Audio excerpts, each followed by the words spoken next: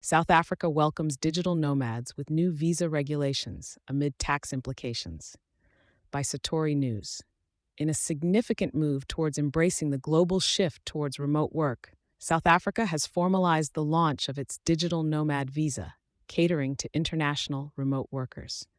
This pivotal update to the nation's immigration regulations has been executed to entice a skilled demographic of foreign employees to the country, offering them an opportunity to live and work remotely from South Africa. The visa allows for up to a 3-year stay for those who can demonstrate employment with a foreign entity and earnings of at least ZAR 1 million per annum. It acts as a bridge, connecting the allure of South Africa's diverse living environments with the practicalities and demands of modern international workforces. Despite the fanfare, there are intricate tax implications tied to this amendment that have yet to be untangled.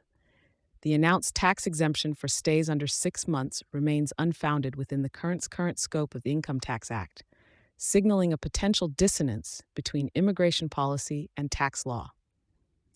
This exemption could exempt qualifying remote workers from registering with the South African Revenue Service, SARS, and submitting income tax returns unless an amendment to the ITA is instituted.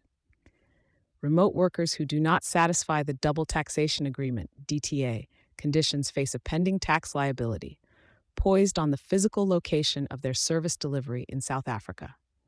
Without reciprocal tax agreements, the envisioned plan for seamless financial integration of these digital nomads strays into complex territory. Amending the ITA is a prospective solution to align with the promises of the Second Amendment to the immigration regulations. This prompt change also places responsibility on SARS to adjust its annual processes to cater to these new exemptions effectively. SARS's upcoming notice for the 2025 tax year remains pivotal in streamlining the tax experience for these nomads. Beyond individual considerations, the introduction of this visa holds implications for foreign companies whose employees choose to work remotely from South Africa.